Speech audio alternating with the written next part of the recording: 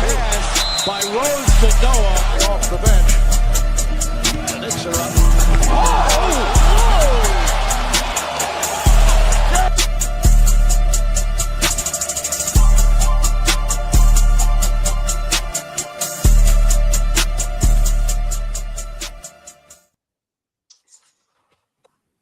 Good afternoon, Chicago. Usually it's good evening, but we got a special edition today for everybody. We'll be joined by Roger Galo. We had Galo on before. We'll be going over Caleb Wilson shooting. Dailyn Swain. We got some good news from Galo before he went live. He still believes in Dailyn Swain. So for those of you out there in Bulls Nation, we know there's a lot who are panicking, hitting the panic button because of Dailyn Swain's rough start to summer league, if you will. We got some good news from Galo that all hope is not lost. And Galo just released his book. We'll be diving into that. But gentlemen, before we do all that, how we doing today? Kurtz, Mike, how you guys doing? Yeah, I mean, I'm doing great. Just got the Caleb Wilson jersey in the mail this morning. So, I mean, today's a great day to be a Bulls fan. Excited to talk to Galo once again and dive into some of these fundamentals with our new players. So this should be fun. Absolutely. Mike, how you doing, man? Good, man. Excited to be back. Excited for Roger to be hopping on with us, and very jealous of your Caleb Wilson merch, even though I will say I remember the last time the Bulls had the number 4 overall pick, I did buy his jersey as well, and now I'm not sure it's such a grand decision. So I'm hoping that's going to age well for you. I believe in Caleb Wilson, and I believe it will. But excited to be back, and, yeah, excited to talk with Roger, guys. Absolutely. Roger, how are you doing, man? Welcome back. And that's oh shit! Hold up, that would happen. That would happen. I think it's Mike's Roger? Blinding godly light that just wait. Okay, hold on, Roger. You're back. Galo? Yeah, it blanked out, but it came back. Okay. All right, awesome. Good. Yeah. Resay what you just said. Reintroduce yourself. I think it's an exciting time now to be a Bull. A Bulls. Yeah, there you go. Caleb Wilson, Dailyn. I think Dailyn. Yep, he's got some potential that we like to use up there. He's got some very strong upside ahead of him. Okay. And I think the organization is a good fit with the focus on player development there. The culture that they're trying to create now with the Bulls, I think it's a great fit. Patience. Nice. A little bit of patience might be required, but not with that other fella, Caleb. That guy's day one. I don't think too much patience is going to be needed. That's good to hear. That's good to hear. Man. The basketball world really does need more patience. You know, I feel like in the modern landscape of the NBA with social media, so many of these young players who don't immediately show out and play really well from the start kind of get cast aside, kind of get tossed into the back. And I feel like that's not right. I feel like a lot of these kids are still developing. They're still learning how to play team basketball. And I feel like we shouldn't be giving up on these guys so early. So I like that we're talking about patience early. I think that's a good thing to preach right now, especially with Dailyn Swain. Yeah, I agree, especially with him. Before we get into the meat of the Bulls, guys, I did have a quick question for you, Roger. Just philosophically, as a shooting person, I was dying to ask you. With the game now, so many guys are specializing in the three-point shot first, and then obviously sort of working on everything around that. And I have seen, I feel like, a rise in guys who can shoot it well from deep, but not necessarily proficient from the charity stripe, not great free throw shooters. I was curious, what are your feelings on those? Are they interconnected to you, where if a guy is a good free throw shooter, he should be able to shoot from deep and vice versa? Or do you think they're kind of isolated skills where you can be a good free throw shooter who can't necessarily, hit from deep? Boy, that's so well crafted the way you phrased that. That's Mike for you. And it's a Zen master. It's kind of hard to answer simply because we're going to be talking about a player, Dailyn, who is a very good foul shooter for all intents and purposes, and a very bad three-point shooter. And that foul shot has been determined over the years historically to be a precursor or a barometer of how somebody's shot can be developed, possibly because they are a good foul shooter.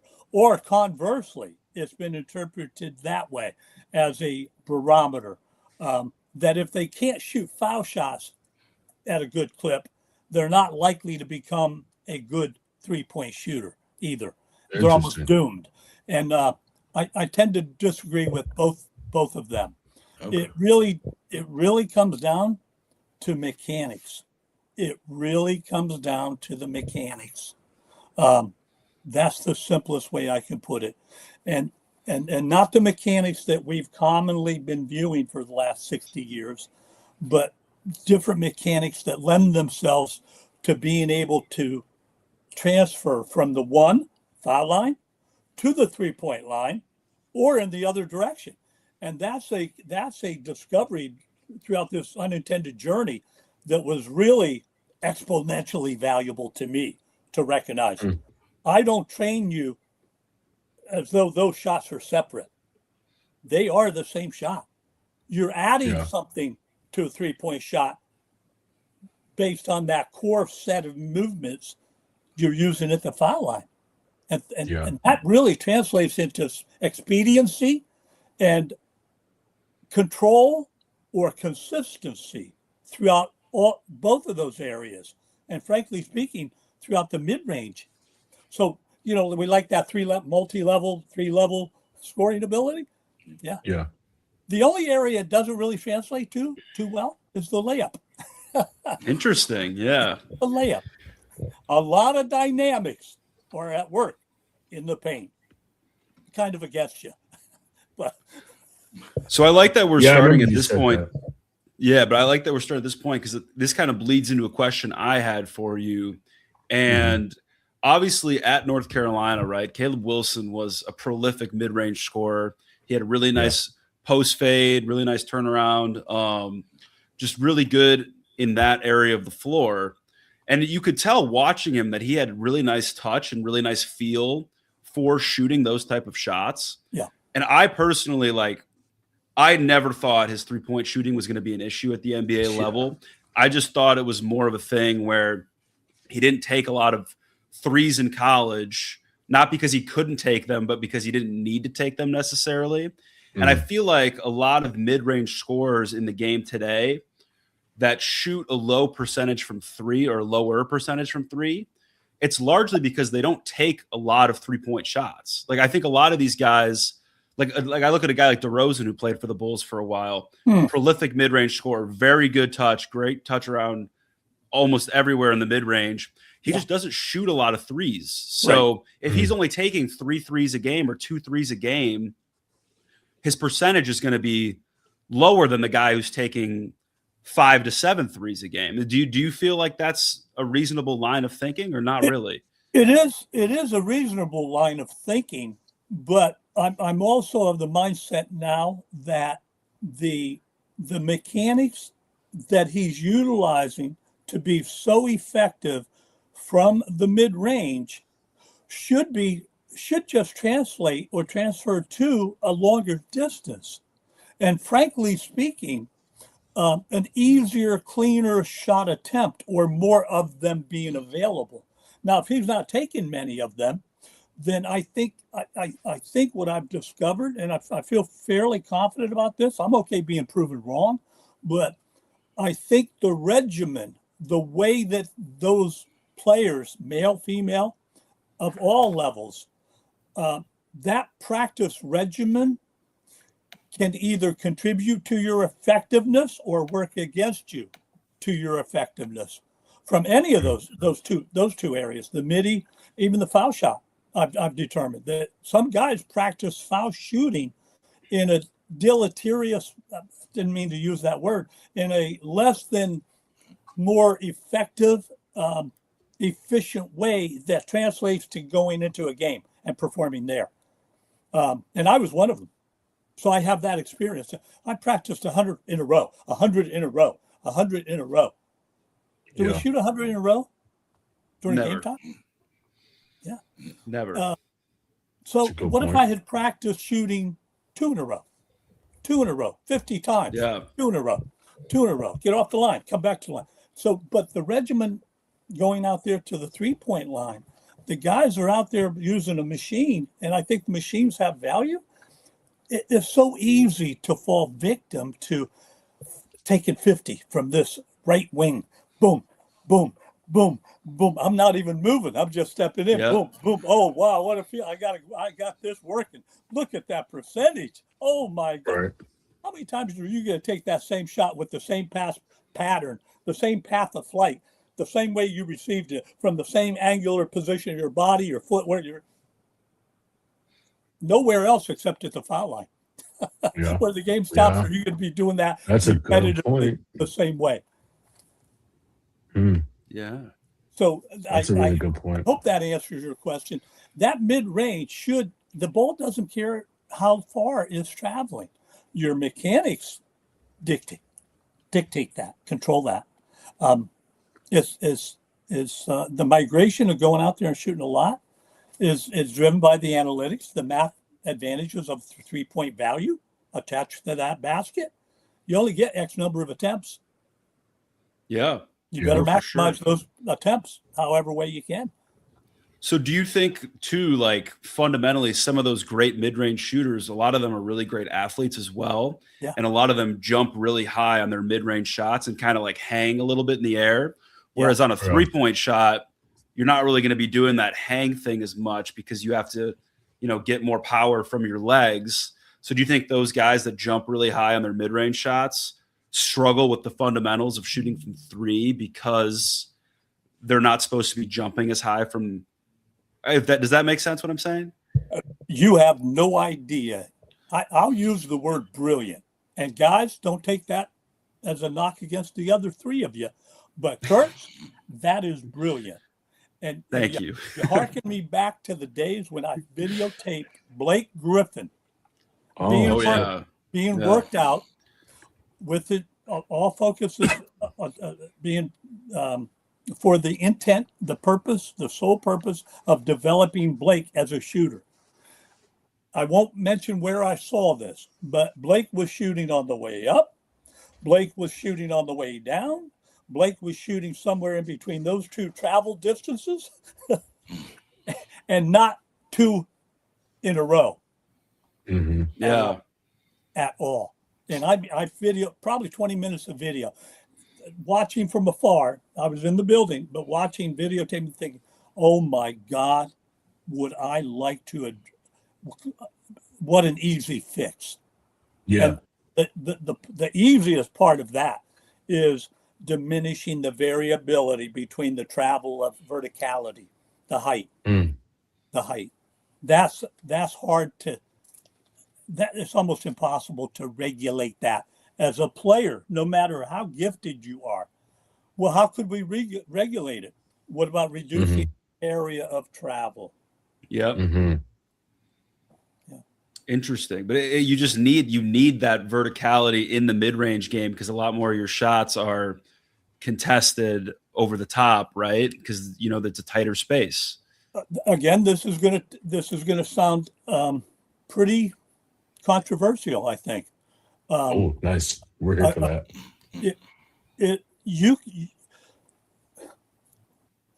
I'll do it this way. Mm-hmm. If Blake, I'm using Blake. Let's use a current player. Let's use Dailyn. Yeah, right, use Dailyn. Let's use Dailyn. Let's talk Dailyn. Dailyn and Roger are now 6'7". There we go. Okay. Give yourself a little hype boost there. Let's go, Galo. Like he can't score on you. 7 inches short in reality, but I like that egotistic. Absolutely. Boast. We're both the same height. We're both athletically that close together. It's arguable. We both. I've seen you get up like this and dunk a couple times. Yeah, I've seen it. We both elevate. I elevate 5 inches. Not very high. Throwing shit down out here. Right? I'm elevating 5 inches, but we're talking about a midi or a long distance shot. I'm elevating, and I get to my 5-inch point, and I practice that. It's not accidental. Okay. I practice that. He elevates 20 inches. Wow. Okay. Who has, and we both shoot mechanically similarly. Who has a quicker shot attempt? you have a quicker attempt. Why? Because you're covering less distance. A You're lot vertically. Less. Yeah. A lot less. Yeah. A lot less. I'm a lot quicker, which in basketball language, life on a court, I'm taking away your defensive reaction time. And I'm doing it by incorporating a stabilizing, controllable variable or eliminate. A constant. Maybe I'd like to take a variable and convert it to a constant anytime I can. And that would apply to Dailyn in a lot of other ways too. But right now, just think of that image. That ability to release that early. And do you know who does that better than anybody in the NBA right now? A guy by the name of Steph Curry. Yeah, I was gonna. Okay, he definitely does. I got one last question on this topic, and then I promise, Guilty and Mike, we're gonna get you guys going here in a second. But no, hey, I'm here. I'm here as a spectator today. I'm just here to listen and learn, man. So my response to that would be, though, and obviously players like Steph make it work because Steph has like unbelievable touch. Like that's his superpower is his touch. Yeah. But for most mid-range players that I've worked with and I've watched in the league, a lot of them that jump high can kind of release it at the, like, instead of on the way up, but at the peak, because they don't need to get it as far to the basket. So their touch kind of comes more from their upper body on the mid-range because they can kind of use their arms and force it there. And Russ. I like a guy like Russ in his peak, or even I think DeRozan does it the best in the NBA by far right now. But a lot of that to me would be very difficult to do with a quick trigger, low vertical release, if that makes sense. So I almost feel like there's two different schools of mid-range shooting where you have guys like Steph, and I think Dame's another good example, where when they shoot their mid-range, you're right, they're not getting off the ground that much, but they're getting it off really quick. Yeah. But then you've got those guys that I'll call them like hangers, right? Like they like to hang. They like to hang in the air and use their upper bodies to create the touch versus their lower bodies. Does that resonate with anything that you've seen in your time? It does, and oftentimes, it's a valid point that you're raising, and a valid perceived advantage, and I think it's a little bit more on the perceived part, being perceived as an advantage. You mentioned a word that I did find fault with when you said a low vertical release. I think you said, I don't want to put words in your mouth, but it sounded like you not. I don't mean like a low release point. I mean like a low jump, like a low jump. Yeah. Because there's a difference. A low release is not a good thing, no matter never. Except the foul line, maybe. But then that's not going to translate outside. And my philosophy is those two being very connected, which suggests higher percentages outside, way outside. But with that being said, that you can create, there's less movement going laterally,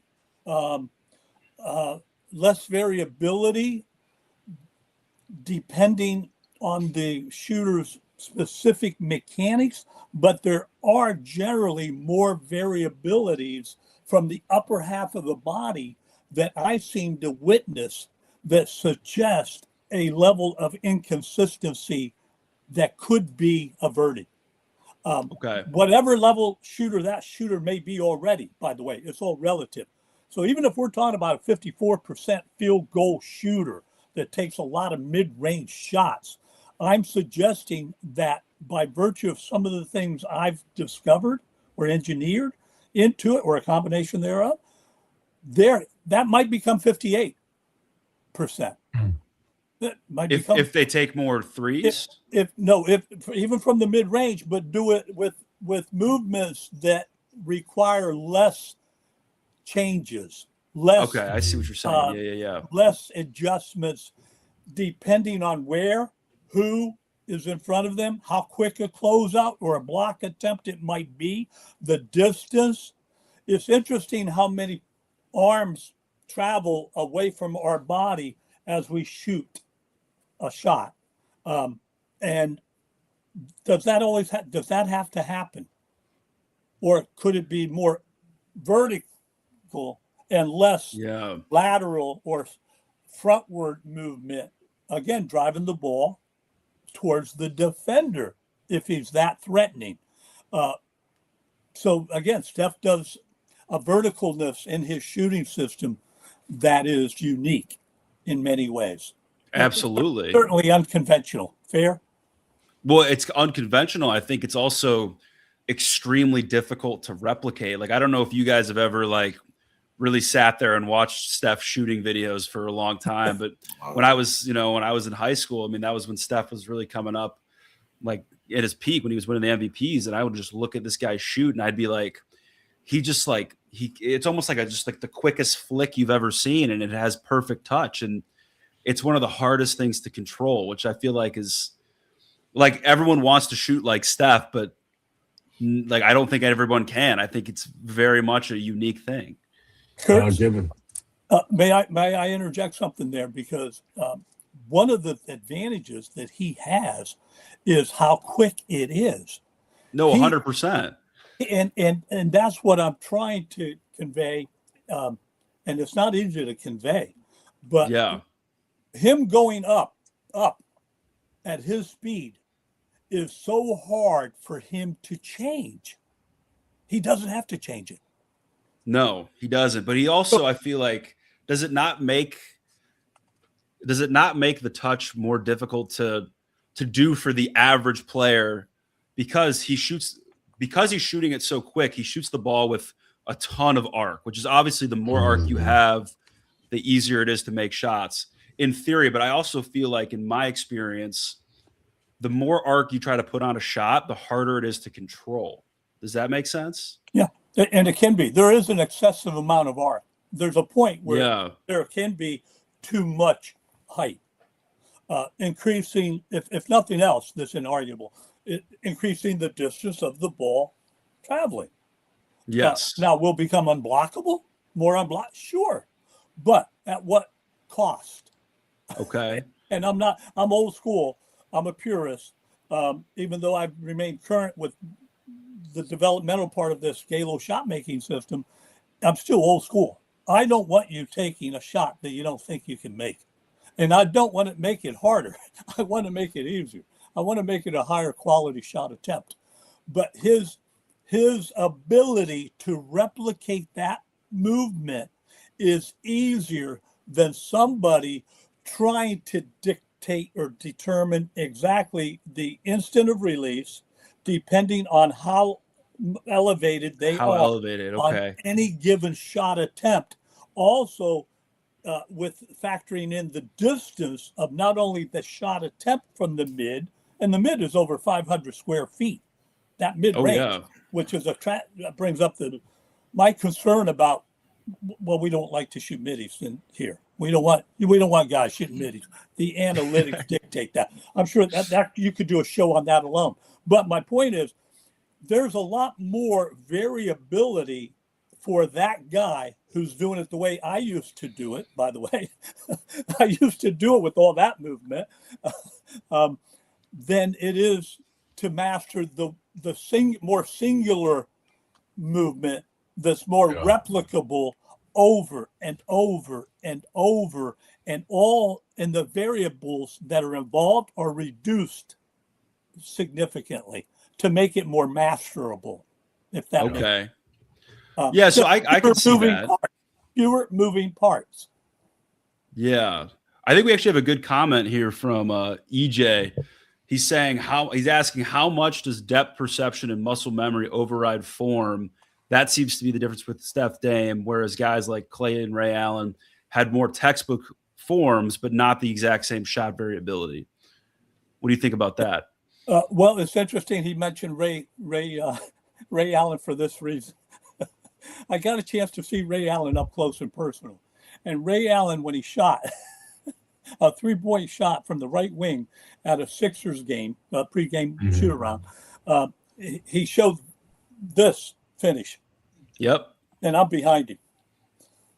Right? I don't know if you can, but that indicates strongly that. And I think viewers and you guys are obviously aware of what I'm attempting to get across. That's what we called, and I think it's still called that, thumbing the ball with the offhand. Ray Allen did that. Ray Allen, as a great shooter, had terrible rotation. Well, why would that be? I think either of you, any of you can answer it now. He thumbed the ball. He came across the rotational pattern of the ball as he was shooting it. I think Steve Nash did that too, if I'm not mistaken, right? Steve Nash may have done that. I can't speak to that too much. But Steve Nash, that's a great name to bring up, was not given the credit he deserved for being an effective shooter. He was a very effective shooter. But getting back to the question at hand, which was, what could you repeat the question? I lost my train of thought. I think he was just saying that players with more conventional shooting forms, like a Klay Thompson, like they might be able to be more replicable for most people, but they're not able to shoot the different variability of shots like a guy like Steph or a guy like Dame can, where they're fading away like left to right or things like that. And he mentioned memory, muscle memory. Yes, yes. Here's a shocking statement, but science can support me on this. And this was a revelation when I read it. You got 15 or 20 years ago. Muscle has no memory. Now, that's science. Muscle has no memory. What a shock. I got to read that. What do you think as a basketball player I grew up on? Reps. Right. Muscle memory. Reps. Muscle memory. Reps. Muscle memory. Muscle memory. And the gentleman who just highlighted Klay Thompson, there was a lot of discussion, a lot of hoopla around, and I'm saying this respectfully, Klay Thompson trying to get his shot to work after his last injury. He was really struggling, trying to get it back, trying to get it working. Well, he forgot. His muscles forgot the movements after all these hundreds of thousands of reps. Right. Seriously? Hard? No. According to the scientists, muscle has no memory. But the replication of those movements, or the simplicity, the ease, maybe even the anatomical, intuitive part of replicating a movement could make it appear as though the return could be faster. If it were based in ergonomically more correct, intuitively natural, or anatomically easier movements to perform while you're shooting. And guess what comes up again? The name of Steph Curry. He's tapped into a part of that within the movements he's created to work for him. There's a singularity of movement. There's a seamlessness of movement from the time he gets to load it to the time it's off of his. There's such a seamless, uninterrupted, non-compartmentalized sequence of very few movements compared to a traditional textbook shooter's movements. And that could be a Kyle Korver. That could be a Steve Kerr. That could be a Klay. That could be a JJ. That could be a, Yeah, well, he's got a, would you say that, I know they've got like, some people have like a 2-point jump shot, like a 2-part jump shot, and Steph's got a 1, which I think also, well put. Like that, that's kind of where the variability difference comes in. Why don't we see more players try to develop the 1-point jump, like the 1-part jump shot versus the 2-part? Well, have you read my book already? Just trying to give you room to plug it, man. That's all I'm doing. Hey, Kurt, that's what I'm trying to suggest. You think more people should? I've identified, I stopped at 57. I identified 57 variables that can exist, not on one player, but of all those variables, one player may have 18 variables. Yeah. Maybe, and I'm not counting each finger, by the way. There's 10. No, I'm not. I'm not that kind of guy. I'm looking at significant components of the shooting system. But 57, and most of them we're not aware of. And I mean great shooters. And I'll say this very confidently now that I wouldn't have said prior to having discussions with Kyle Korver. It became abundantly clear to me, and I had to admit to myself, I didn't know my own shot as well as I would like to have bragged or shown because of the statistics that I really did. There were components of my own shot that I'm sure I was unaware of. And Kyle highlighted that to me. And Kyle, I had a versatile way of scoring. I patterned my game after Maravich, Earl the Pearl Monroe, and Rick. I'm going way back, but Rick Mount, a great shooter back in the day, textbook form. And that combination enabled me to score a lot of different ways. The point being, Kyle Korver knew unequivocally why he was in the NBA. He wasn't, with all due respect, a multifaceted, versatile performer. He was a shooter, period. Yes, and he didn't know components of his own shot that were working with him or against him. Well, now, let's go back to that muscle memory thing. With all those reps, wouldn't his muscles just kick in? Why did he keep toying with it? And God bless him. A lot of guys wouldn't get to a point and they're complacent. He wasn't. He always was trying to improve, And that's why he ended up breaking Steve Kerr's record, because he was always looking. But in the process of doing that, he could be tinkering with something that was very good, very strong, unknowingly.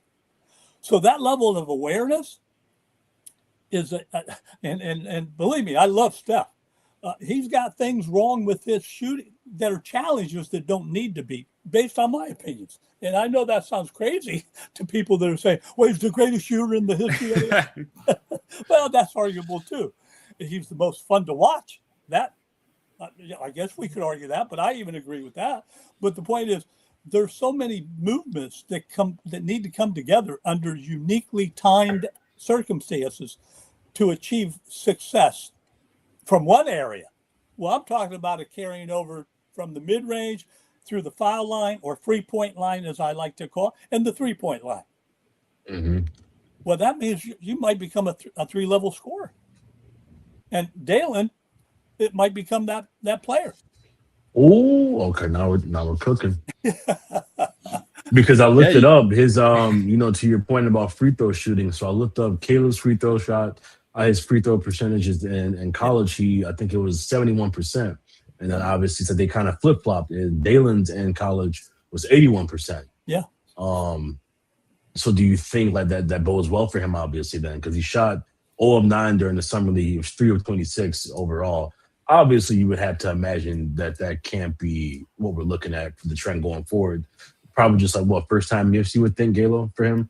No. I think as we talked earlier about the influence of a good foul shot percentage on 3-point potential percentage, or vice versa. I would argue, without me taking my video, 360 degrees of video of that young man, that he probably needs an overhaul. And I agree.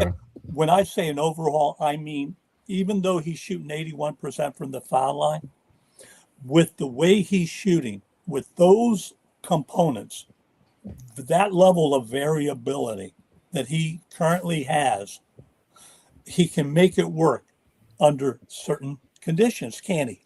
When the game stops and he reports to the foul line. Where they fail him miserably is where? Everywhere else. Everywhere else. Okay. Well, then let's change his foul shot. Change his foul shot. Make it simpler. Eliminate the variables, and that will translate to the 3 and the mid. If you let that young man think that he can, because 81's, that's very respectable. 6 or 7% above average. Yeah, is respectable. Well, I would vehemently argue, well, if that kid is 81 with what he's using, that kid should be 90, can be, and I mean this, 90. And a short, and relative, it could happen frighteningly quickly. It could. I don't know what's going on between here and here. Yeah. I don't know. But I do know this, in my experience, when the movements are simplified and you watch this, and you watch it as the person experiencing it, and you see the cleansing, the cleaning up of this, you psychologically start beaming. You start feeling that. You start becoming confident. You start wanting to. And here's the biggest thing that's most exciting about Dailyn, to me as a trainer. He's got a hunter's mentality. This kid is launching threes. It looked like he's launching threes as if he's one of the best shooters in NCAA basketball. Okay, so, we talk about you should have a short memory if you want to be a great shooter. Yeah. Right, because you can't think about the last 4 misses or whatever. If you stop, you're doomed. But if you keep shooting, you might shoot yourself, blah, blah, blah, blah, blah. There's validity in that. But isn't there more validity in knowing how simplified your shot, how clean it is, how easy it is, how much control you've gained in the process of changing it that enables you to make the adjustment on the next shot, not 4 shots later or 5 shots later? And sometimes guys aren't given the opportunity to shoot that many more attempts if they're missing that many already. For sure. Yeah. They're yanked off the court. I'm glad you said that, Roger, because I wanted to ask something about kind of what you just said specifically, just from the mind of a trainer, a shooting coach.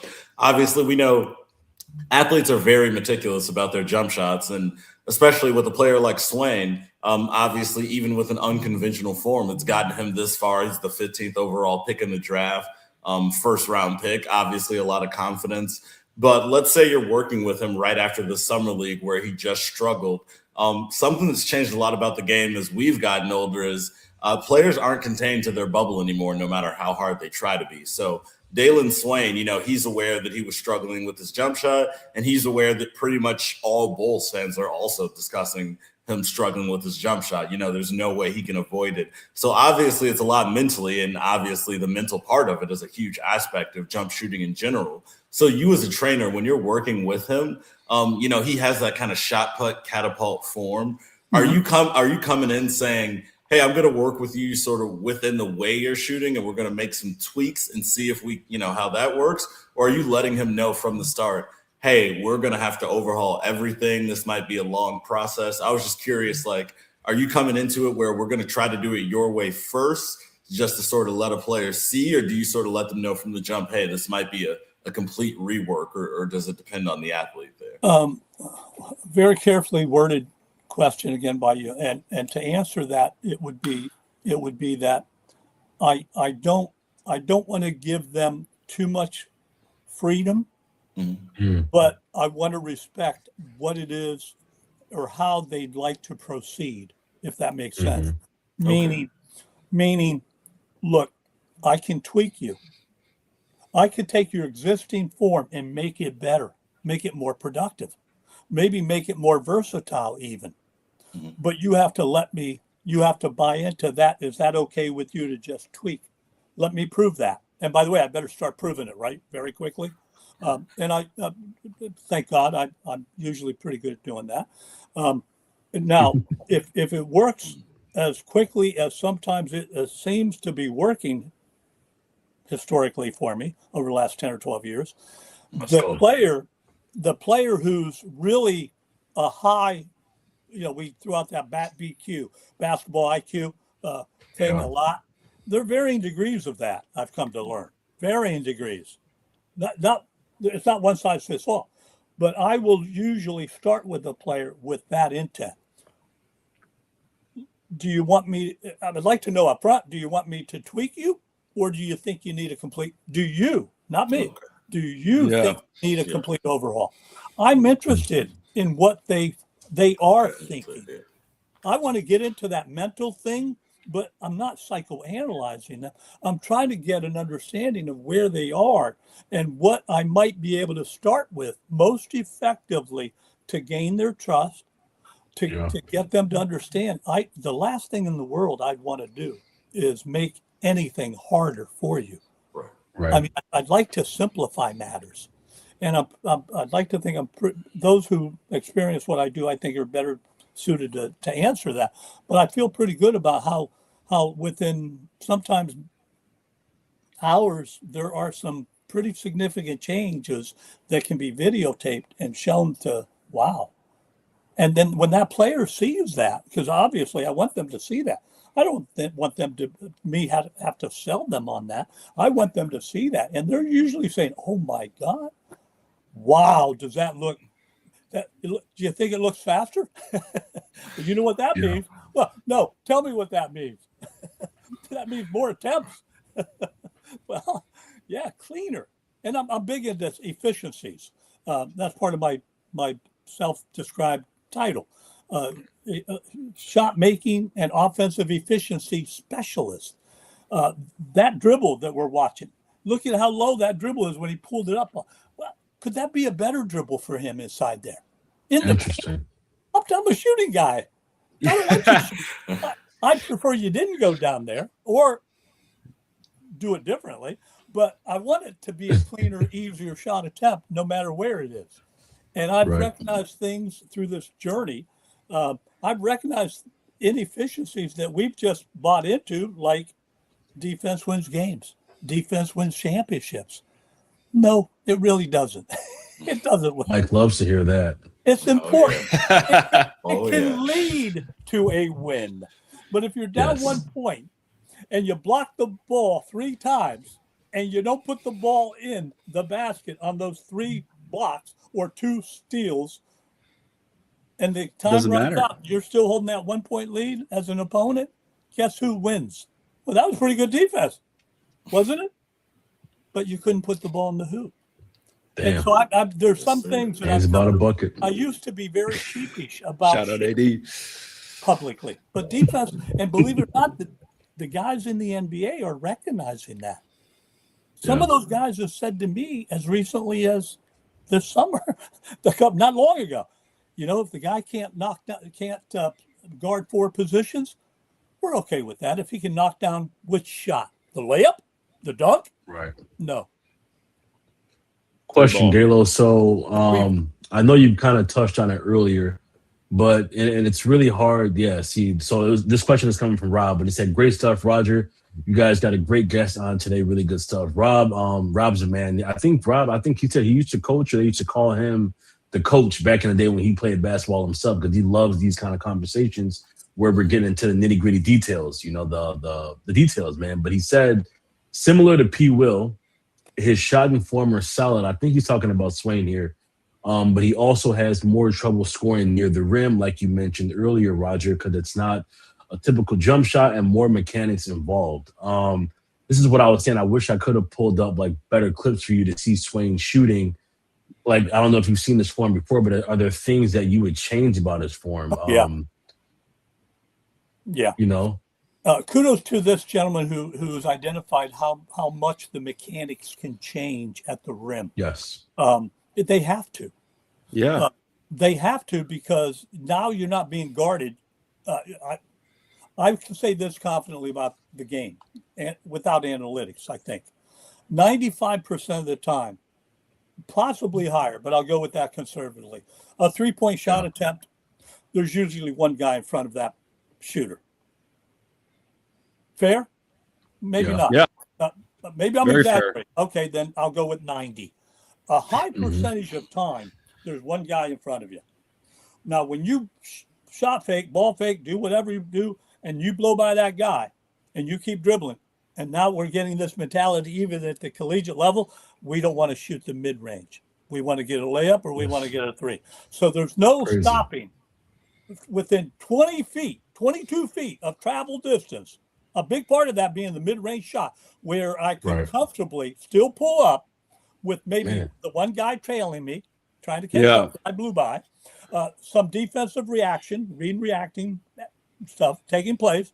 But me with the ball, me being the ball handler, I'm capable of being at this level, knowing when one dribble too many gets me into a dangerous zone. But my mindset is being, I got to go all the way to rim. I got to go into the paint, go up. And I'm a 6'1" 6'5", 200-pound guard. And now I got 1, 2, maybe 3 defenders. And the guys that are reacting, coming around me. So I got to be careful of the spin move I might want to do to avert those big outreached arms that are trying to block my shot at the rim attempt. There's a lot of stuff going on that's very, very more, not only dangerous, falling down on somebody, how many pairs of feet? Maybe 2 or 3 pairs, right? What about catching see the crooked nose? That didn't happen with me taking a 26-foot jump shot. I'm one of the best shooters in the state, arguably. Arguably the best. Arguably. It doesn't matter. It was only worth 2. It wasn't worth 3. So anyway, the point is there are a lot more movements and decision-making, cognitive stuff. That's why I love the 3 and the 3. They're so easy. Yeah. They're easy to launch. And the further out you are, the easier, the cleaner they usually are, because the defender is still in a crouched defensive shuffling position, trying to determine what you're going to do, when you're going to do. And guess what? They never know until it's too late. When they see you get ready to pull up, but it's too late. But you see the attempted closeout, but it's too late. Doesn't matter. The ball is on its way. Now, is it going in? That's a pretty easy shot. Why not want to take them? And by the way, who can be back on D before anybody else? The guy that just launched the top of the key, 25-footer, 26-footer, right? And he's not likely to come down on a pair of feet or catch a crooked nose. I rolled an ankle, broke an ankle, blah, blah, blah. Concussion, blah, blah, blah, blah, blah. Anyway, that's a dangerous area from which to operate. So in my book, I happen to highlight in the last 10 or 12 years, that is the hardest, the most dangerous shot in the game of basketball today, more than ever. Did you guys not notice the physicality of the game? Oh, Swain noticed it for sure. I think that's one of the biggest things that kind of probably caught him off guard. People are saying is like just that immense switch up from the physicality from the college level to the NBA, because as Hannibal said here, from his tape, his dribble is so low. I was scared sometimes he might have lost it. His feel and handle is very good, but the shot needs help. But again, Swain is known as being a slasher. Yeah. And I think he obviously made his living off of, just destroying and just relentless rim pressure. And, I think you talked about it before the show, was at the start of the show, it's good to see him still attacking. So I wonder, once we start the regular season, because they did put him in a new role. They put him in a new role during Summer League, had him, initiating as a point guard. So I wonder if he goes back into his natural role, will we see, more of an improvement with him slashing? Do you want to see him kind of working on the shot more and spotting up more? Go ahead. I was saying, I think that's a great point. I think it alludes to what Roger said earlier, that Swain is a hunter, right? And when he was hunting in college, he was jacking threes with the confidence of Steph Curry. You know what I'm saying? And I think the Bulls have seen a hunter before very recently in Kobe White, right? A lot of Bulls fans thought Kobe White was this off-ball shooter, but in reality, he shot the ball really well and really confidently when he was getting buckets at the hoop, right? So that's where he developed the hunter mentality. Once he started cooking inside, he just felt like he could do whatever he wanted on the floor. And I think Swain has a very similar kind of attacking mentality as Kobe White did, at least from what we saw in college. Yeah. Before we move on, so just Rob pointed out, taking more mid-range this year too. I'm all about that this year. So we'll see on the Thiago. Hopefully we get some more mid-range, because to Rob's point, to Roger's point, when you got, that's the beauty of the game when you're getting ready to attack the basket and you got one guy trailing you. It's a quick, easy midi pull-up. That's one of my favorite parts of the game, is just having the full arsenal. Your opponents don't know what you're gonna do. So I think it. Hopefully we do see the return of the mid-range for the Bulls. This is a great question from Sammy. Could Swain play as a screener and secondary attacker / playmaker? It's a good question. Because we're talking about hunters. I think he could. We're talking about hunters. I think Caleb Wilson, as we'll get to, he's been a hunter. I mean, hunting that 3-point shot has been crazy. So I definitely want to pick your brain on the sustainability of Wilson. But yeah, just if you want to answer Sammy's question here, Galo. Well, I'll try to digress a moment to the part of the question referencing whether or not, or what I would change about Swain's shot. Yes. If I may, if you guys don't want me to address that. Oh, absolutely. No. That's what we're, absolutely. We're here for the Galo method, Galo. You're the shooter. You're the shooting coach. Yeah, man. We're trying to soak up all the knowledge that you're dropping. He has what I use commonly as extraneous movements. Extraneous movements from the waist down and extraneous movements from the waist up. He has a lot of conflict from the right upper quadrant to the left upper quadrant. He has conflict from the right upper quadrant to the lower diagonally downward quadrant. All these, and believe it or not, with all those things working against him, it's oftentimes, it lends itself to a complete, oh my God, reversal of effect of, God, this guy has really changed a lot.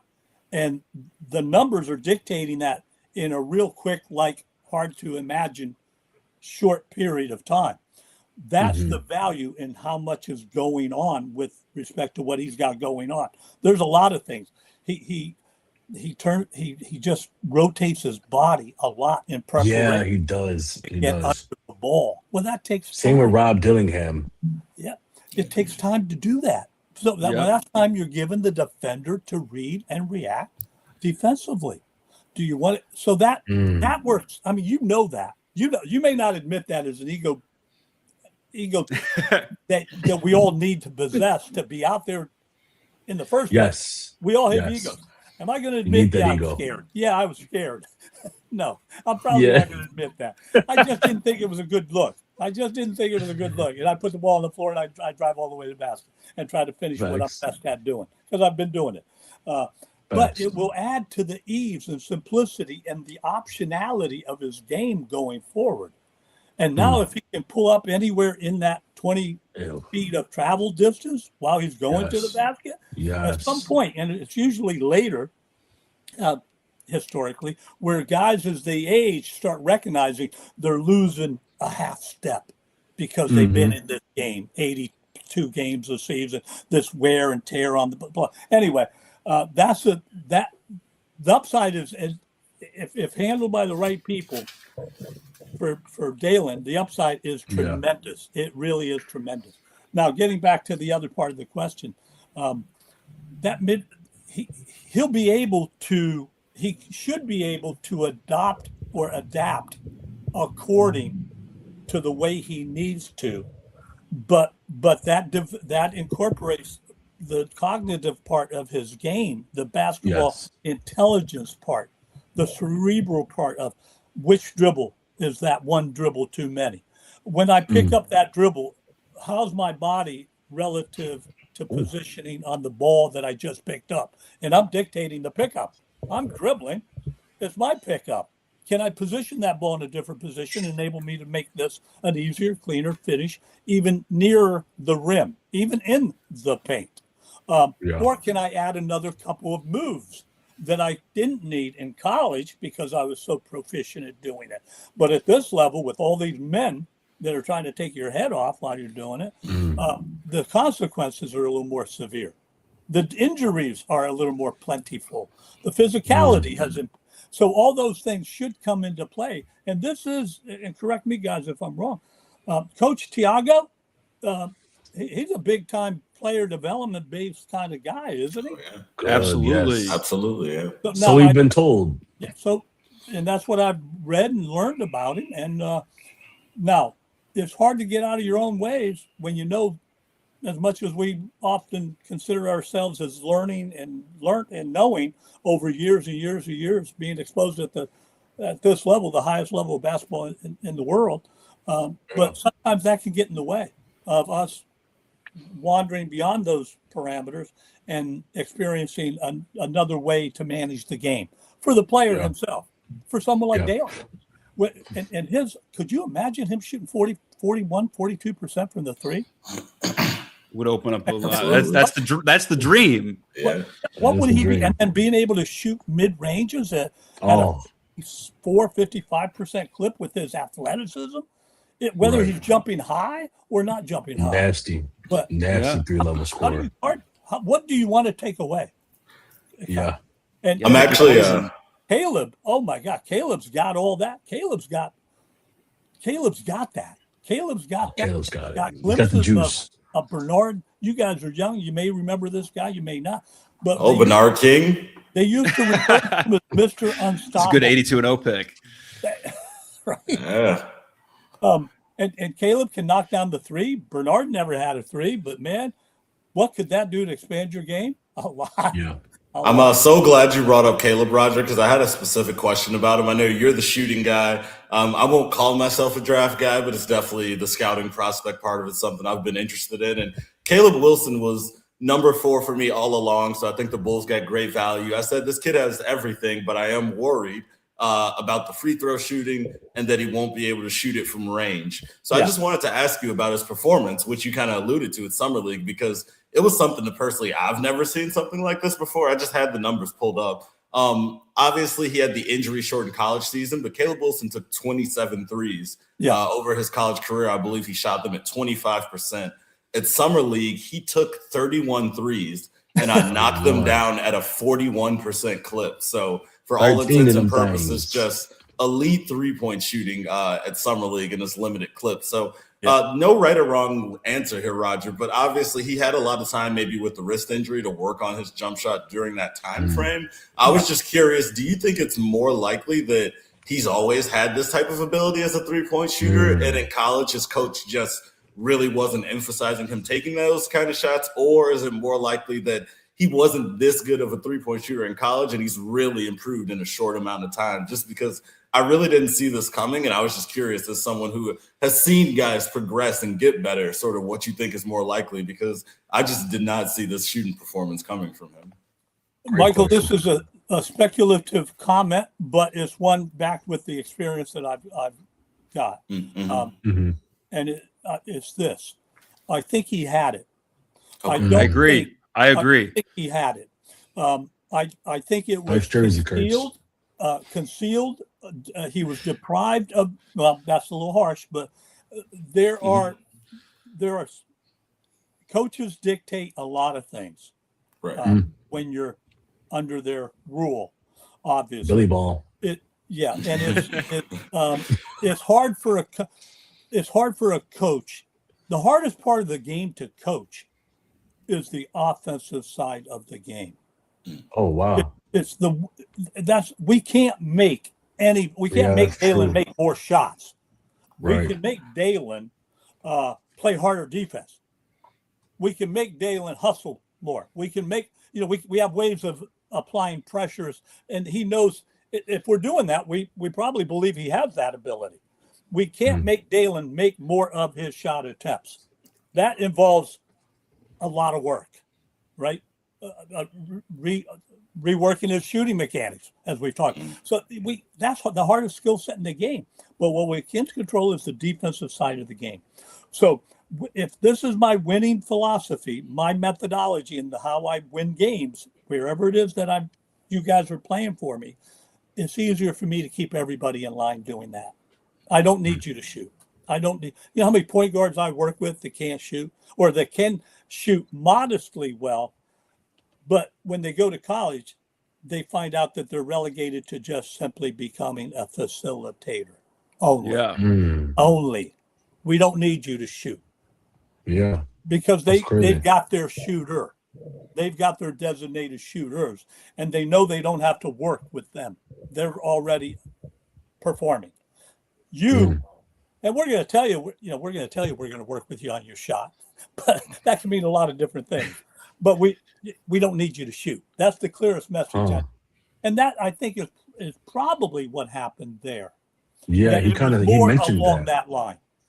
Yeah, I completely agree. And I like what you're saying about the difference between the college game and the pro game a little bit in terms of like in college, I feel like a lot of these systems, they kind of remind me of like what the old NBA used to look like, where every team ran kind of a unique system, a unique offense, and specialists existed, right? I feel like in the modern NBA, we don't see specialists in the same way. Like, for example, a guy we were talking about earlier, Kyle Korver, right? Yeah, it's a guy like Redick. Kyle Korver, like those two guys, probably not playing in the NBA today, just because so many of these players, even though you need shooters, right? They're asked to do a lot more. Like it's very rare for me to see a shooting specialist being a guy like JJ Redick or Korver, where teams used to like design their offense around running schemes and plays and sets to get these guys open on the perimeter. Now, when you talk about shooters, it's just guys that are good at knocking down threes off of driving kicks. And I was wondering in your conversations, because you mentioned offense is coming back, teams are focusing on offense. And I want to hear what Mike has to say about this too. Do you think we can see a return of specialists in that way and maybe start to see more variability in strategies offensively like we used to in the NBA? This is to Michael, right? First, I'm throwing out to. I want to hear your thoughts on it, and I want to hear Mike's thoughts because I know Mike is the Zen master. He's the offensive guru for the RoundtaBulls. So I want to hear both of these guys. Yeah, I was just gonna say. I mean, I'll definitely let Roger go deeper on this, but so far, interestingly enough, I think the biggest shift I see is more towards the inside, also more like the early 2000s Shaq thing. I think we saw teams go so dramatically, small ball five, not really focusing on, having a heftier five, a strong five physically.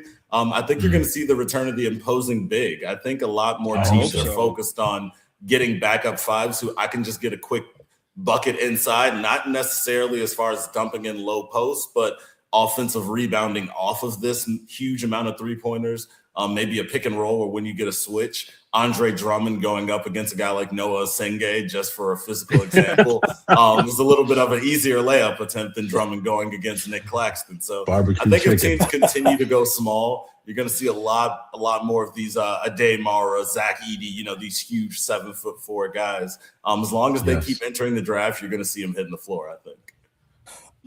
I tend to agree with that. I really do tend to agree with that. And more of me hopes it does do that. That's more wishful thinking. But I hope it does, and the way you described it. Not the ugliest part of summer league basketball was watching all these guys pass up shots, wherever it was from, and drive all the way to the basket. And hence the comment about the most missed shot in the game.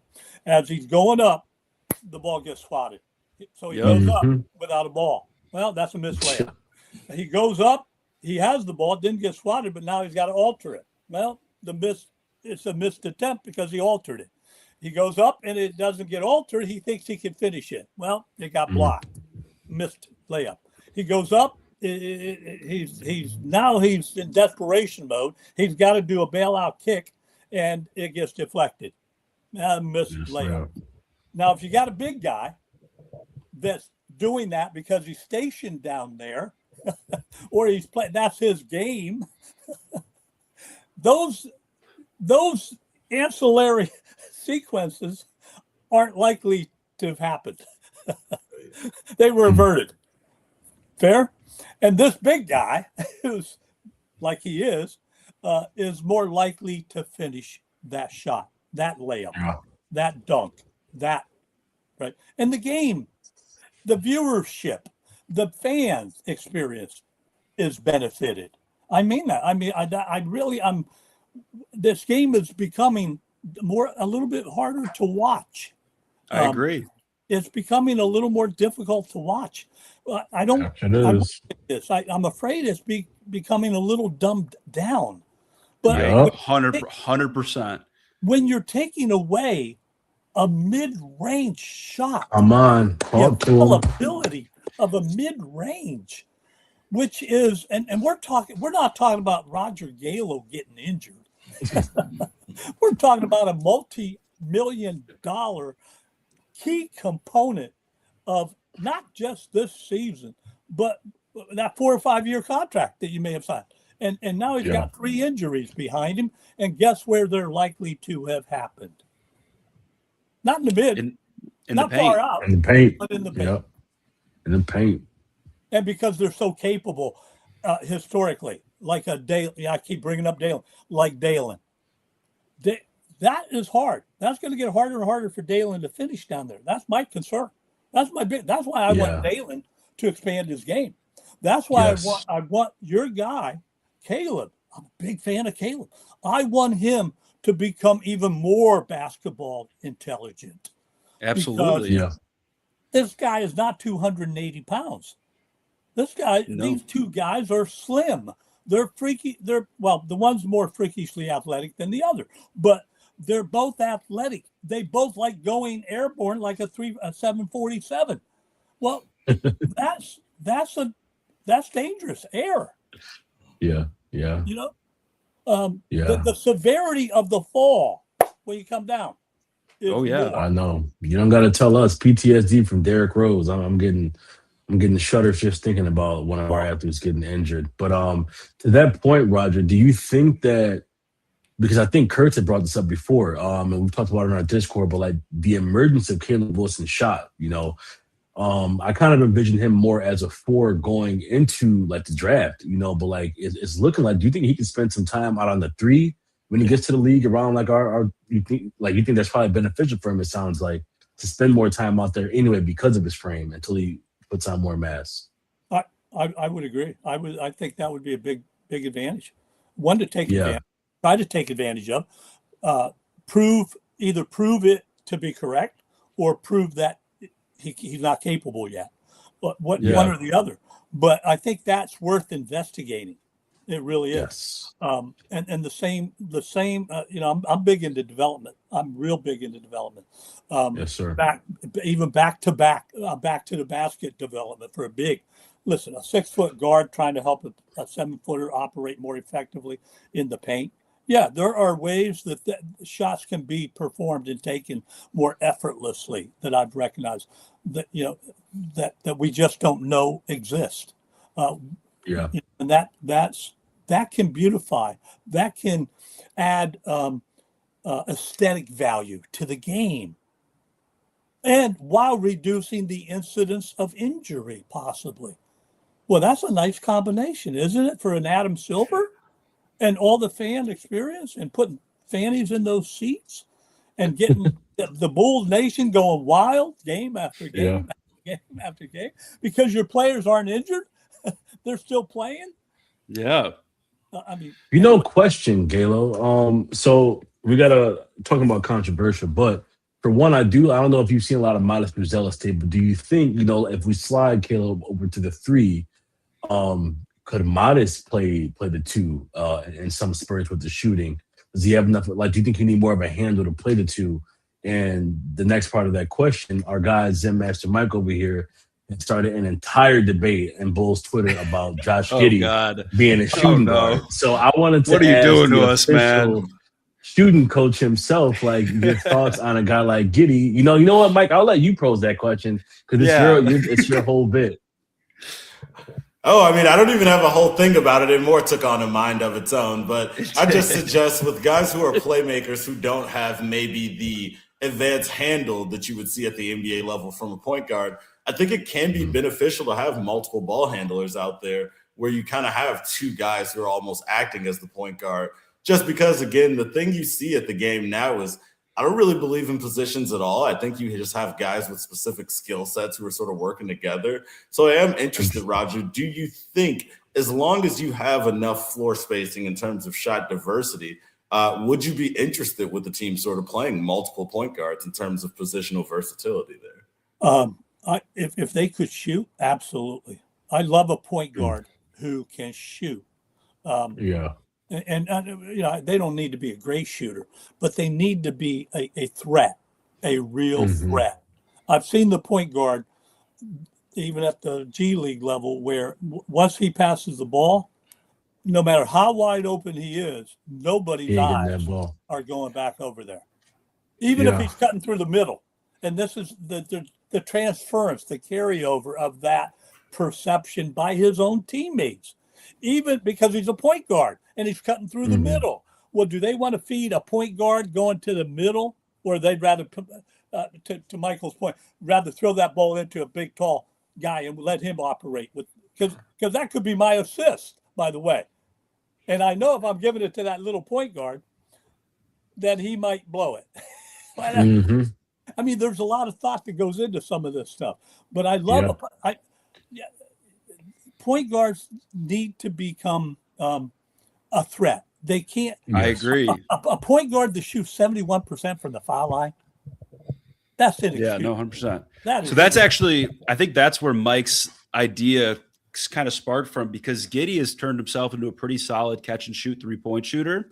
But where he struggles is he's not a threat off the bounce, if that makes sense. Right. He can't shoot pull-up jump shots. Yes. And it's more of like a body thing with him, where like his body physically cannot produce the mechanics needed to shoot effective pull-up jump shots. So like he's a guy where you run a pick and roll, you know it's either going to be at the rim or he's passing, right? Because he doesn't have the option to pull up in the mid-range. And Mike, you can correct me if I'm wrong, but I feel like that's where a lot of this positional, like playing him next to another guard who can do that, comes from, right?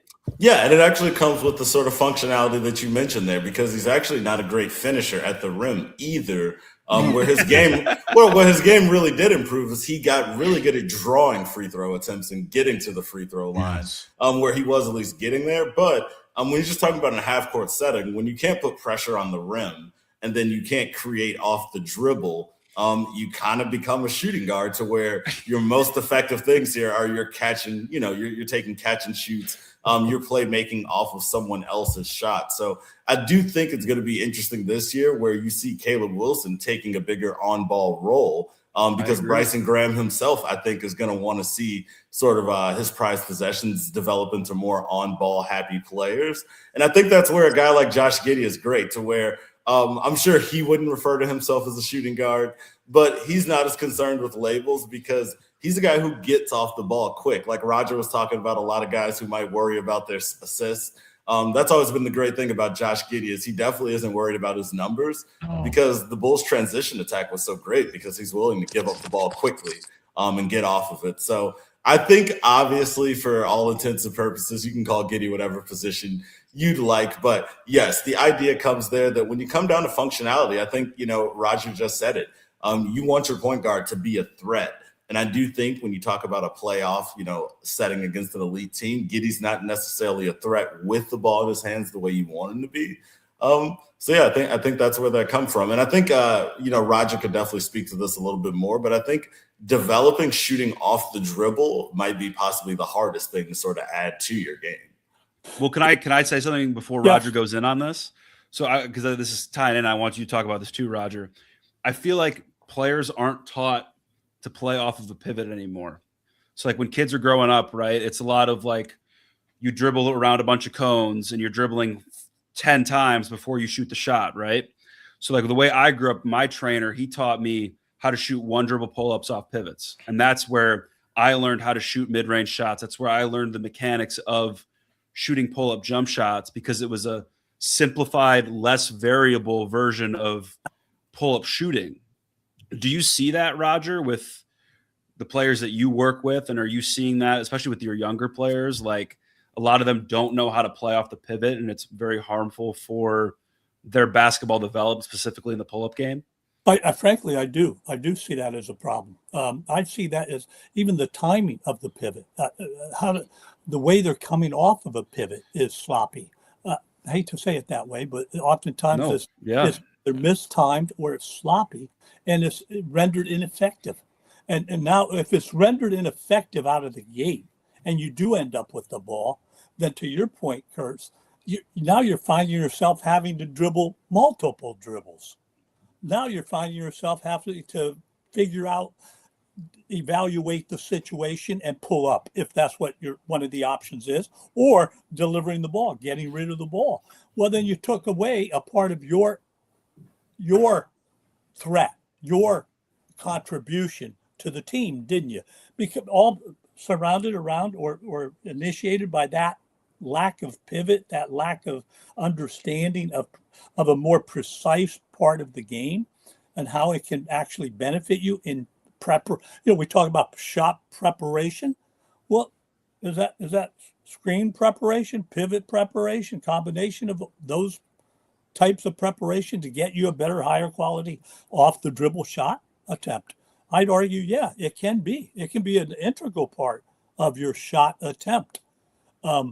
Anytime you can clean up a shot attempt or build in internally that level of awareness to where if you do it this way, it hasn't been blocked. In the last 15 games, I've never had to alter my shot attempt off of that dribble that way. And doesn't that kind of feed you to keep working or strengthening it or fixing it if it's at the other end where it's, damn, I got to get a handle on this. I've got to. And I just see too much of that. That falls under that category of the dumbing down of the game. And the same is true with point. We were talking about the effectiveness of a point guard. Too many times, guys, I hate to say this, but the reality is I see a transition layup. The guy has to turn, catch the ball that was delivered by a point guard to the guy who's in a transition going to a layup. And because he dunked the ball, that he had to turn around, break stride, catch, recover, recompose, and go up. And because he dunked it, it was a great pass. Seriously?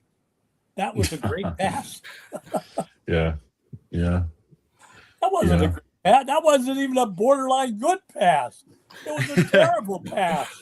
But we're sending that out to those young youth type players with the message that that's a good enough pass. Actually, It was elevated to great pass. Yeah. And that's what we're talking about here, Kurt. The way they're coming up. No, that's not the way you do it. They're just losing the fundamentals. I feel like a lot of these players, they grow up without a focus on the simple things and like the little things too. And it's just like, for me personally, like I grew up, like I said, it was all one dribble pull-ups. It was all pretty much at the elbow too, going both ways. And, that's the ending part of a 2 dribble pull-up or a 3 dribble pull-up.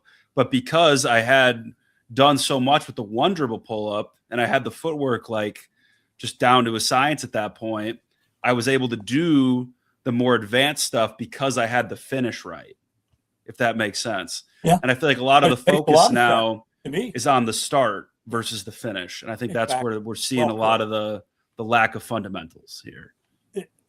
You can set,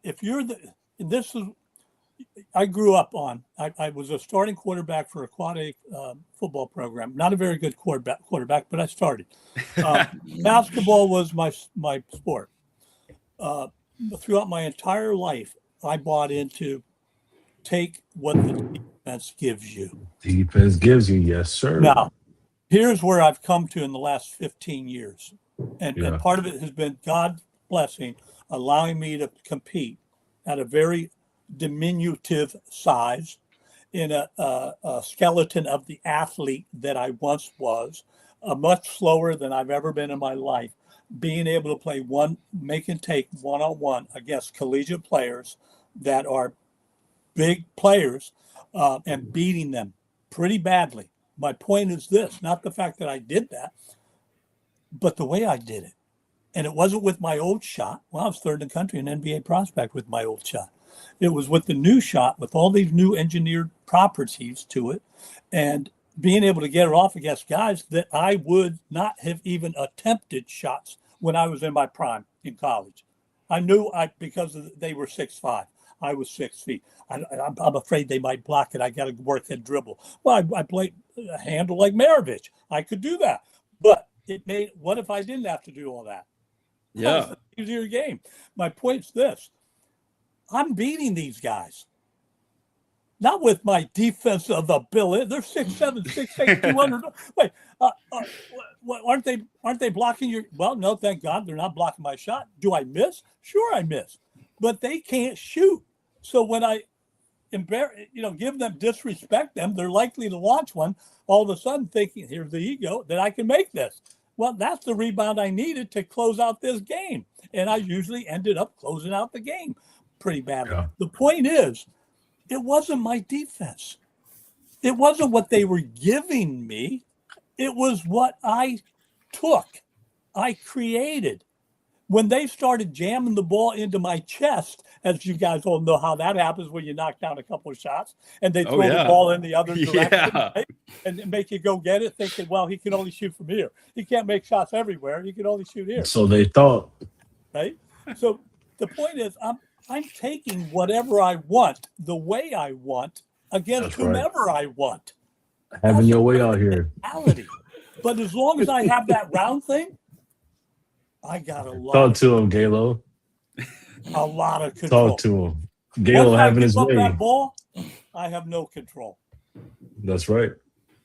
Yeah. So we had a comment from Rob about you, Galo. He said, I kind of wish Roger was my uncle growing up and took me under his wing. I think we all shared the same sentiment, man. Life would be a lot cooler with Uncle Galo teaching you some stuff. The game can become a lot more fun for guys who are challenged. That's what I love about the 3-ball. There's no height requirement. No, sir. Yeah, that's true. You could literally, and there's a guy at UVA not too long ago. His name escapes me, but he was 5'6", and he wasn't a 48% 3-point shooter, but he was a threat, and he could launch. Look at Jalen Brunson. Yeah, Jalen, I love him. One of my favorite players of all time. Yeah, he's a dog. Yeah, and he morphs in from a guard to a big as he's going down. I know, man. I wasn't. What's the phrase that they say? I wasn't familiar with his game, but like the playoffs and the finals, man, dude, like that's what I came away. The take I came away was like he plays so much bigger than what he is, and I feel like that gets thrown around. That phrase gets thrown around loosely, but it's the absolute truth with Brunson. Like he plays like a big man in that paint. Yeah, it's crazy. Yeah. Well, he's got the best fundamentals of any guard in the league right now, I think, personally. Yep. He plays off a 2 really well, got a really nice touch on his floater, sees the court well. I just think, his pops. But yeah, that's the other thing too. Like all the best players in the league, like you see all these highlights and all these kids are trying to like you say, it's a highlight sport right now. Like all these kids are trying to recreate these highlights. The best players in the league are the guys that have the best fundamentals every time. And the fun to the 1 point made earlier, it's more of a positionless type of ball.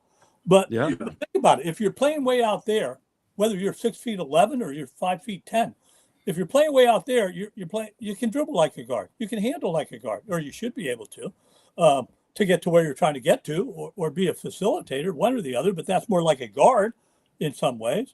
But when you're getting closer and closer to the basket, and you start thinking you maintaining that guard-like mentality, you're going to be in trouble. You've got to start changing that as you're getting there into now I got to do my back-to-back. Do I have it? Do I have it in my tool bag? Jalen has it. What if those point guards we were alluding to earlier had the ability to go in and maybe not because of their size or their level of cerebralness that obviously Jalen has, but what if you were able to just draw fouls against whom? Yeah. The bigs, and be able to go and collect. You can't be a 75% foul shooter. But what if you were, who's that guy with the beard, that left-handed shooter, the beard? Harden? Oh yeah, that's his name. What was he? Did he like to go get fouled? He did. Was he a 65% foul shooter? No, I don't think I think he was closer to 90. Yeah, I think isn't that motivation? Like, if I go to line, they know they're in trouble if I go to line. So they know if they found me, they're in trouble. You know how you set the stage earlier? So if they see me coming and I'm going to try to do all I can to draw a foul, do they start eventually guarding me a little differently, knowing that's my end game? I don't have to finish against you. I could just draw a foul against you and get you out of the game. Well, that's managing the game a little differently for that point guard that we're talking about. Can Josh do that? Can the other point guard, whichever point guard, do that? And by the way, can they knock down 88? Can they knock down the free throws? Yeah. Because coach, that's a contribution in a big way. I shot 22. This is something I didn't realize as a player. I shot, I think, 21 or 22 foul shots in one college game. What never occurred to me was that I'm drawing fouls against the bigs, putting them over on the bench. It was the bigs who were hurting us the most on the boards. Is that a contribution by an undersized, genetically defective 6-foot basketball player? Right. Yeah, that's a pretty big. Hell yeah, it is. Now, did I make 15 of those? No, I made 21 or 20. I missed one foul shot. What? Great. That's a nice contribution. Not only drawing the fouls and putting those guys on, but I collected the points at the foul line. Well, I like what you're saying too, because you're also alluding to creating spacing, but in a different sense. Like right now in the modern NBA, everyone thinks like, oh, spacing is just having shooters, but there's spacing is created by like enormous amounts of rim pressure as well. And I feel like that's something that doesn't get appreciated enough, especially when you look at some of these. Point. You're right. Because like the Spurs, to me, they're the best team in the league at rim pressure because they have that trio of guards and Harper, Castle, and Fox, who are all incredible going downhill, and it opens up their offense so much. And I feel like that needs to be a part of the spacing conversation a lot more. So if we talked about specialists. If there are to be specialists, my inclination tells me that they should probably be way out there. It's an easy, clean attempt most of the time.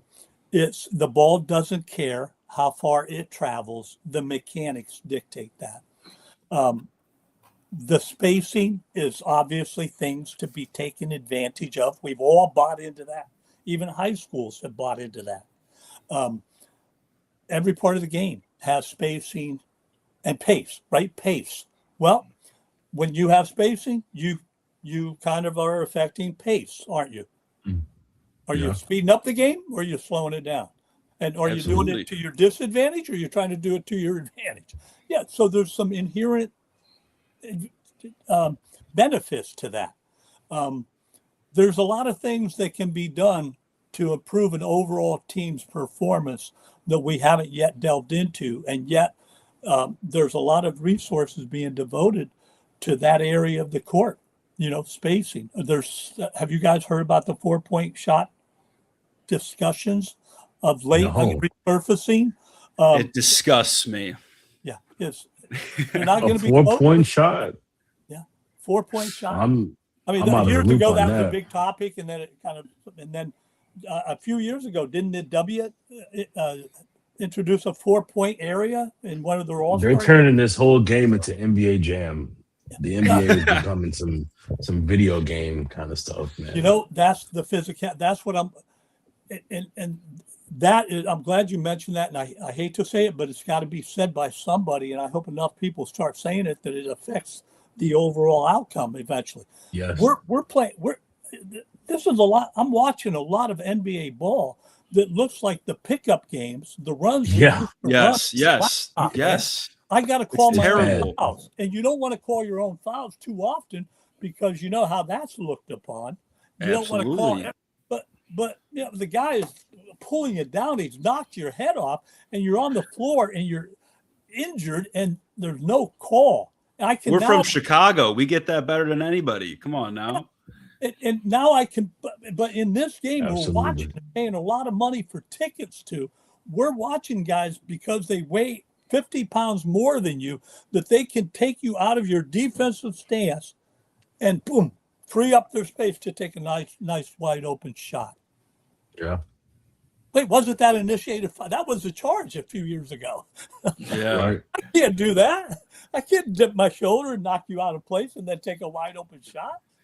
To your point from earlier too, if they had a 4-point shot, like we're already not using a majority of the court in the modern game because we're not using the mid range.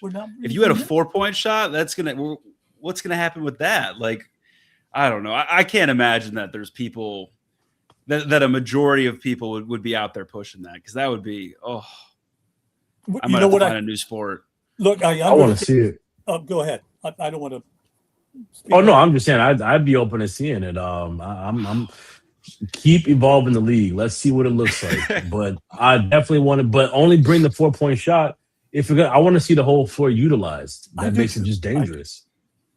The advantage was that I stress to players I'm training is, and not about the 4, but it is connected to that if that should happen. And by the way, there are many teams that have a 4-point line on their practice system already and have been for a number of years. Again, that was really, they say, connected to spacing, really spacing based. Not that we're really going to have a 4-point shot. But if we do have a 4-point shot, that means you're going to have X more percentage of feet from which you break down that one defender and still operate, pull up. Remember that point guard pull up? Now, instead of pulling up in the mid, you might still be able to pull up in the 3-point. Yeah. And get off of 1, 2, or 3 dribbles. So if we had a 4-point line, we might have to add it. We might have to make it a 6-on-6 league. That's all I'm going to say. We got to fill that space with somebody. See, visionaries. We're all visionaries. Hey, man, I love the conversation. Though you guys all bring something very valuable to this, and it's the passion alone that comes through. And I mean this, man. The passion alone about the game, the respect each one of you obviously have towards the game. Yes, I align with deeply. Absolutely, Galo. Because it should be. It's a beautiful game. Yes, it is. Some of the finest athletes, athleticism, watchable, exist on that court. And to diminish that, to detract from that by virtue of what's happening or we're allowing to happen, it cuts to my core. It just bothers me. I want the game to remain as beautiful as it can. And selfishly, I want us in America. I mean, this was an American game. We should be we should be those who are followed, not watching the others, the international programs, and wondering what they're doing. That we should. It used to be the other way. Right. Absolutely. That's a great point. Yeah. And you know, the college game often mirrors a lot of what's happening at this level. And in many more ways than ever now. Well, think about how many money, and think about how many European players are now playing in college. That roster, look at any college roster. Look at Illinois. I mean, Illinois it's their whole team. Yeah. Their whole you know team. how many colleges have told me, guys, that they've got 8 new people on the roster. 8 new. How many guys are coming back? And well, 1. Yeah. I mean, that is a travesty. It's really a travesty. Yeah. I love what they've done. You know, I respect what they've done developmentally, but we need to pay attention to that and start doing something about it. Are we playing too much basketball and not paying enough attention to development? Absolutely. And I think Europe is developing. That's what they're doing. They're teaching the fundamentals, whereas in America, we're not focused on that right now in the youth part of the game. So I think that's why a lot of these NBA programs and a lot of these college programs are trying to follow these European programs, because right now they're doing the fundamentals better than we are, and that needs to change. Yeah, it really does, for the benefit of everybody, the players, the coaches, the game itself. But yeah, it's an exciting time to be a Chicagoan, man. I think it is. You guys, with everything that's happening, I mean, it's like everything is moving in the right direction. And look, you're hearing a guy from Philadelphia say that right now. I hope the enthusiasm is coming through, because we got some stuff to be pretty excited about. Yeah, I was going to say, you got a couple moves to be looking forward to, maybe.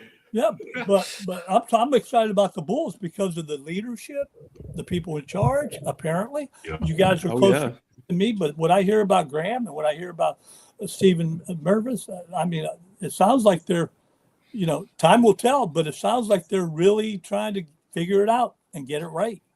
I think after that first Bulls-Sixers matchup, we might have a lot to talk about, Galo. Yeah, we might, man. We might. I think you got a lot of untapped talent that can be raised in meaningfully valuable ways if it's handled the right way. I mean that. I'm going to be watching you guys very closely. Love your We podcast. appreciate that. Absolutely. Thank you so we'll much. be checking in with you. I'm grateful. We'll be checking in with you all season. Likewise. I hope so, man. I welcome that anytime it can happen. I mean that. Oh yeah, man. We're honored to have you here. I mean, you saw the comments. You got our comment section asking for you to be their uncle. So you know how much you're appreciated around these parts, Galo. You are the man. You're a guru. You know, truly are a guru. Uncle Drew comes to mind. I've had people, Yep. I've had people beat me up, and before my motorcycle, I literally had this thought about kind of like what Lethal Shooter does. That I did a lot of litmus tests that were pretty bizarre, trying to make this thing fail. Because the last thing I wanted to admit was I devoted my entire youth, all those years, to developing these movements that I've read existed in every book about shooting that were just being regurgitated and varied ever so little about, well, you could do this instead of that, and none of it going outside of that. And me never being motivated to go outside of that, never questioning my own shot, only to find out that, my God, there are so many things that could have been done differently, more easily, and yield higher, faster results more quickly if we just kind of got out of our own way. And this book was just that initially, to be a thought-provoking book, and then dropping in some nuggets of value throughout, saying, hey, try that. Try this little thing. This is something that's so simple. I could just inject it here and have you try it and see if you notice something that is of value to you as a shooter or a shooter in development, whatever. So I appreciate the format that you've provided here, the platform. Absolutely. Thank you for coming on. And man, Chicago, if ever I come into Chicago, I might be asking you guys of where I should be eating, because I know that. We got some spots. Oh, we got you. We got restaurants in Chicago, man. Tell you what, Yes, we'll tell you the restaurant. You just let us sit in on one of your training sessions, and we'll call it even. Hey, I love that. I love that. I love criticism. I love positive, negative. I love it. The shot I learned the most from is that miss, because it happens so infrequently. I'm proud to say now it happens so infrequently. And under duress. That's under duress, which is a whole different, another segment you guys could have. Why are guys shooting unbelievably on the machine and it doesn't translate to the court? Isn't that interesting? Yeah. We'll have you. Thank you so much for coming on, Roger. We really appreciate you, and thank you for taking time out of your Sunday. Great way to spend it, man. I mean that. Love all of you. Thank you. Absolutely, Galo. We got the QR code for the Galo Met, the website in the top left. You guys want to scan that, and you can head over. We'll be sure to link it in the retweets when we get done with the stream. But yeah, thank you so much, Galo, as always, man. My pleasure. Bye, guys. All right, gentlemen. Much love, guys.